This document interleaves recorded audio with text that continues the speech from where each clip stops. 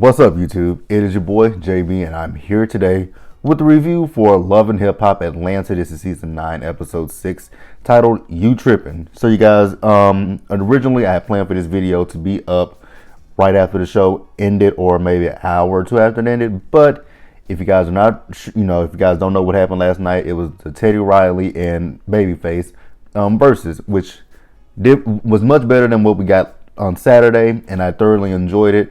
So I missed this episode, so we are now talking about it. So without further ado, let's go ahead and just jump right into this episode review.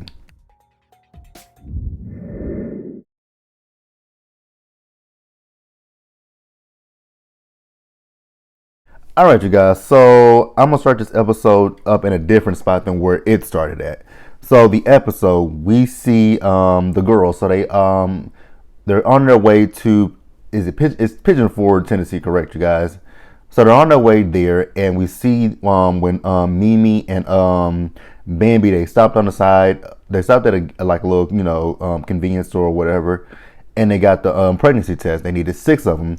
My thing here is, I don't know why Mimi decided to get a pregnancy test. I mean, unless you fucking a nigga on the side, what do you need a pregnancy test before? Because you're no offense, but you're a lesbian, so there's no way you can get pregnant unless you go get artificially inseminated or, sleep with Sleazy J. Just saying. But, she's been a good sport about it, but I'm just like, what's the reason for her getting a pregnancy test? Don't really necessarily understand it, but she got one. So then we see the girls, they finally make it to the cabin. I think it's a cabin or house, wherever they're saying that. And Shekinah is there, and Shekinah starts speaking to everybody. She speaks to Spice. Spice is not really featuring Shekinah right now. So Spice, and I don't know why at every commercial break they have to let us know that the cast is filming their interviews from home. We see that. I'm so confused as to why we're filming the interviews from home. Like, if you guys take a look at shows that are currently airing now that filmed around the time that these people were filming, they have their traditional setup. The Real Housewives of Beverly Hills had their traditional setup. The American Medicine, they have been finished filming. But what else was still filming around that time? Real Housewives of Potomac. Those women have their traditional backdrops and everything. And even Karen Huger was still filming her interviews before this whole thing happened. So why Atlanta and why Black Ink Crew? If you guys notice, there's a similarity between those two. The production company, Big Fish. So I feel like they capitalize. I feel like they're using this as maybe a marketing ploy to say, hey, we're being safe. You guys be safe. We get it. But again, like I said, at every commercial break, we don't need to see that whole situation of, the cast and crew are at home filming their interviews. We see it. We want the audio to be better. That's all I want, is the audio to be better. And even still, some of their interviews, it's like the back, it's kind of grainy. So I'm like, you got bad internet connection, but let's move on. So back to Spice. So Spice was telling us that the reason that she has an issue with Shekinah right now is because Shekinah told Spice that she was gonna help her find a place for a house for her in Atlanta so that she can move her kids there. And I'm like, but wasn't that Spice's whole thing at the end of her first season that she came to the U.S. to make her music career pop over here in the States and bring her kids over here with her? But your kids are still in Jamaica. I'm not shading you, but I'm shading you a little bit. So, never mind. Let's move on. And then she also mentions to us that when it comes down to Shekinah was supposed to go to Jamaica for her birthday, but she didn't go. I'm like, okay. Not the end of the world. I mean, something could have came up in her world. You don't know what happened in that girl's life, why she couldn't have made it to Jamaica. So I don't know why Spice is necessarily doing this, because it doesn't make a lot of sense to me. But if that's what you want to say, let's let her have it. So then we see the girls, they go in one by one and they take the pregnancy test. So, they're gonna have a pajama party for the night. So then they come back downstairs and they all take their pregnancy test and look at it. We knew Mimi wasn't pregnant. Carly definitely ain't pregnant because she said she ain't sleeping with her husband. Who else was it? Shekinah's not pregnant and Spice is not pregnant. So then they look at Bambi's pregnancy test and they look at Sierra's pregnancy test.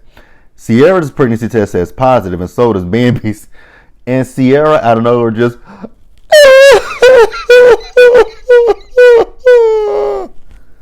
I'm over Sierra and is crying. For real, my nigga. I'm over her and is crying. Bambi tells her, Sierra, it was a joke. You not pregnant, girl. What happened was I saw my pregnancy test. It said pregnant. And I went and took another pregnancy test. And that's what happened. I just switched yours with mine. So you're not pregnant. I'm like, okay, thank you. Didn't really care, but let's move on. All right, you guys. So I don't know if this is the next morning or what, but they're talking to Sierra about this whole situation, about her crying, about possibly being pregnant. And they ask her, so, how would you, so would it be different if you were married? She was like, absolutely, it would be different if I was married. And, she's like, I've been raising kids since I was, I'm 30 years old. I've been raising kids for about 15 years. And I'm like, damn, you're 30? Mind the fact that you was 15 when you had a child, you're 30. You're 30. 30. The same age as me. I'm 30. See, I swear to God, I thought Sierra was older than 30 because of all the shit that's in her face. Like the fillers, the lip injections, everything makes Sierra looks older than 30. I really thought Sierra was like maybe, late 30s, early 40s. But damn, you just 30 years old. How are we the same age, but you look older than I am? Completely older than me. But, that's neither here nor there. So, Spice talking about how, she hasn't talked to the father of her kids in about 3 years because he's an asshole. Okay. Who are her kids with her? Like, I guess her parents or something? Okay. No, I mean, I'm not, and again, I'm not judging. I just wonder. So then Shekinah, she starts talking about the fact that, she ain't with a man because of, her abuse situations that she's been in. I understand that, but not every man is going to be abusive to you. You got to see I'm pretty sure, I've never been in an abusive relationship ever, so I don't know what that's like. But I'm pretty sure that there are some warning signs that you can see. There has to be. I would assume, and that's just me saying it. I don't know that there are warning signs. I'm just assuming that there are. If you are with someone that's volatile and hits women, I would think that they exhibit some kind of red flag to be like, whoa, this nigga ain't all the way right. I don't know, and I'm not gonna sit here and say anything else, but But even still, if there's no warning signs, the first time that a man hits you, that should be your cue to say, hey, you know what? I'm not with this shit. I'm getting the fuck out of here. But some women just stay. I don't understand why women stick around for men that abuse them. I do. Sometimes women are afraid, but you shouldn't be afraid. Because again, like I say, no man should put his hands on a woman, and vice versa. I feel the same. I feel the same for no man should put his hands on a woman, and a woman shouldn't put her hands on a man.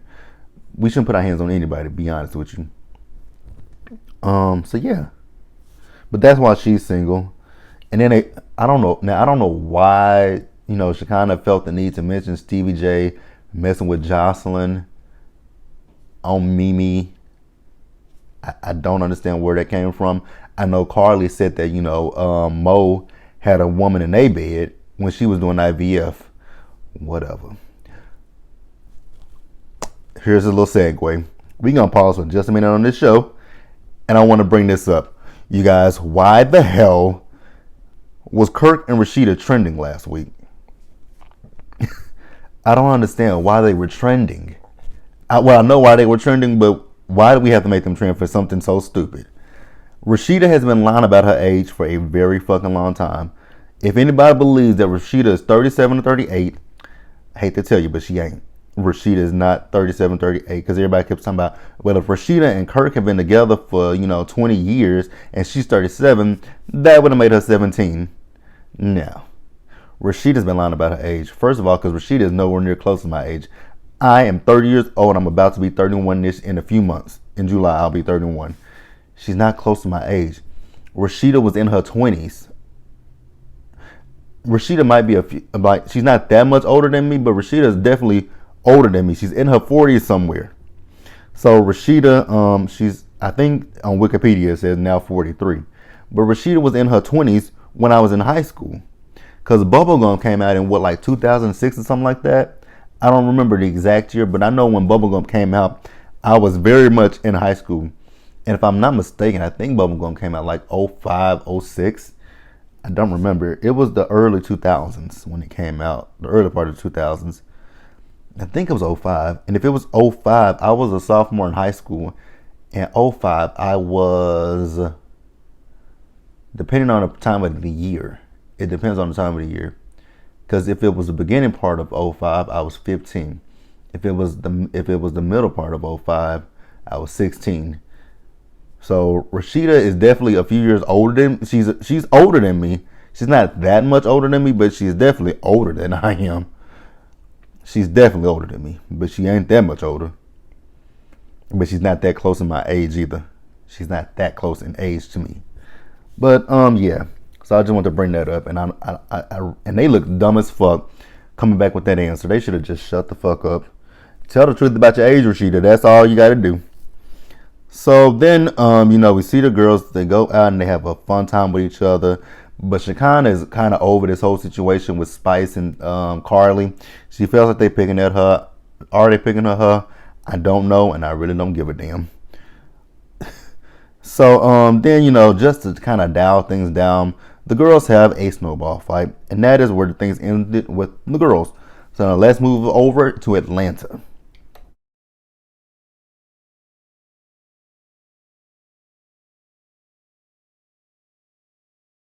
All right, you guys. So in Atlanta, this episode pretty much was about the situation between Shooter, Kiyomi, and Cheyenne.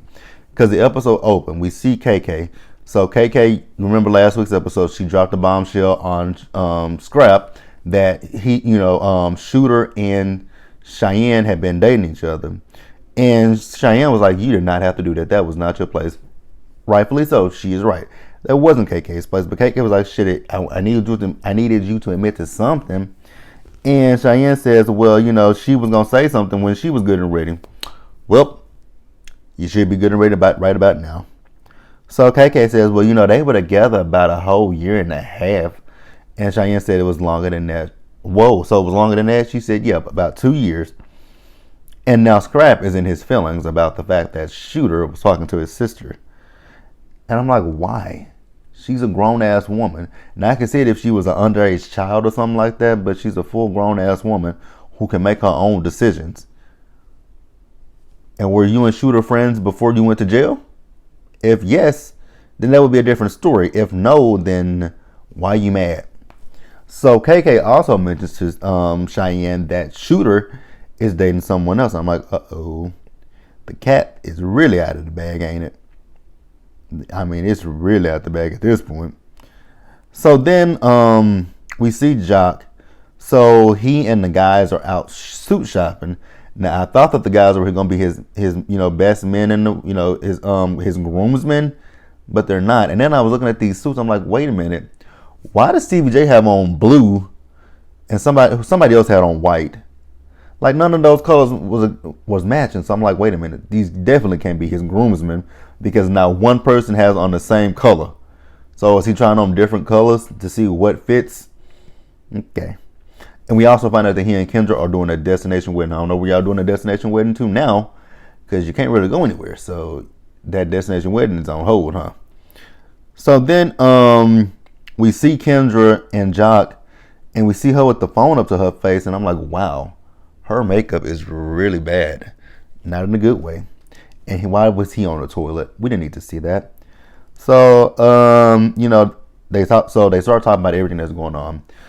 Scrappy brings up the whole situation between about Paris, and Scooter's like, yeah, Shooter, not Scooter. Shooter is like, yeah, that situation could have been worse. And I'm like, worser? Okay, Future, worser. And he's been, it could have been worser, and he's been in a worse situation. I'm like, nigga, worser is not a word, but whatever. And then they also mentioned the situation between Kirk and Rashida with their son. Don't care about that. And then Scrap shows up, and he wants to talk to Shooter about this whole situation with Cheyenne. So they talk about the situation with Cheyenne, and Shooter was like, but this has been going on for 2 years. This was long before we even knew that you and her were siblings, and she slid in my DMs. So now Scrap is like, well, you know what? That makes me want to reconsider our working relationship with each other. And I'm sitting here thinking to myself again, why? Again, your sister is a grown woman. So what they got to do with you? I'm not understanding that. What is the parallel? I don't see it. I don't see it. I don't understand it. Why you got a beef? Why you got an issue with him because he's dating your sister? I mean, you should have an issue with him dating your sister and playing her. That you should have an issue with, but him just dating the girl, it ain't that deep or serious to me. But let's move on. All right, you guys. So we see Kiyomi. So she is at Shooter's place and she's cooking. Kiyomi tells us that her mother and her grandmother taught her how to cook, and I'm like, really? Who puts ketchup in spaghetti? Why are we not using tomato sauce? Like, you go to Walmart, you go to Kroger, you go to Albertsons, Whole Foods, what some other stores that you can go to? Winn-Dixie, Aldi, I don't know what's in y'all neck of the woods, but whatever grocery store you go to in your neck of the woods, there's usually an aisle where you can buy pastas. You buy the pasta, you can buy the sauce, but she's using ketchup. Your mama and your grandma must really have failed you to tell you to put ketchup in spaghetti. I would not eat that. So you just dump. I mean, I would have thought she was making meatloaf, but she said spaghetti. I'm like, okay, let her have it. Now they talk about the situation with Paris, and Paris is with a friend. I'm okay with her asking about Paris, but why is she asking about Sierra being in the cabin at the cabins with Carly them? She's talking about, but because I went to the self-defense class with Carly again, and she was like, Spice was asking me about my nigga. Okay, yeah, that went on the Spice's business, but why are you in Sierra's business right about now? What Sierra got to do with you? Nothing. Absolutely nothing at all. So then, Shooter tells Kiyomi about this whole situation that, Scrap came down and talked to him about the situation with Cheyenne. He let her know that, him and Cheyenne was kicking it, but they not anymore. And then he tells us in his interview that, him and Cheyenne was together, but they've been apart, because she went to go get her real estate license, and they took a break from each other, and he went and got with Kiyomi. I'm like, wait a minute. So this girl went and did something to better her life, allegedly. She went to do something allegedly to better her life, and you say fuck her and go to the next chick? Okay. And he's talking about it's just sex with them. Does she know that? Because she still thinks y'all together, but that's neither here nor there. Now then Kiyomi makes herself look even stupider. She was like, I'm not mad about that, because we have an open relationship, because you do what you do and I do what I do. So I'm like, so y'all both free to be hoes, in a sense, huh? Okay. If y'all like it, I love it. Not judging. And then she's like, well, does she know that I'm the head bitch? Obviously, you're not. Because the head bitch in charge will know about the other girl, and the other girl will know about her. But y'all don't know about each other. So nobody is in charge but Shooter. Just putting that out there. So then we see everyone. So everyone shows up to Jock's game night event.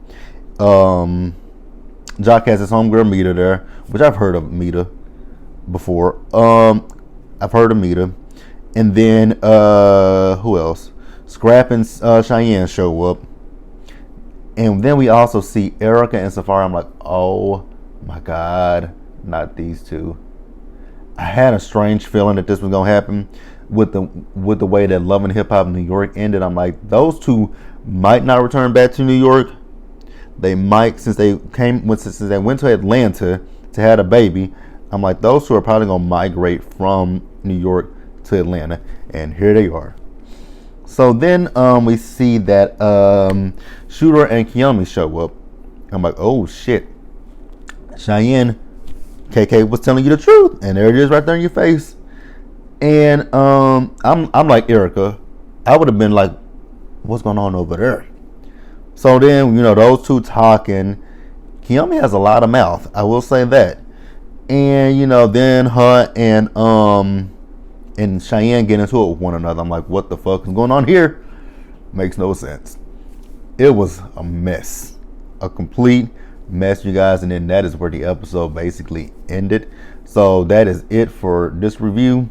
So be sure to like this video, leave your comments, subscribe to the channel, hit that bell notification button so you guys know when I drop anything else. Share this video, and until the next one, you guys stay safe, take care of yourselves, and I'll catch you later.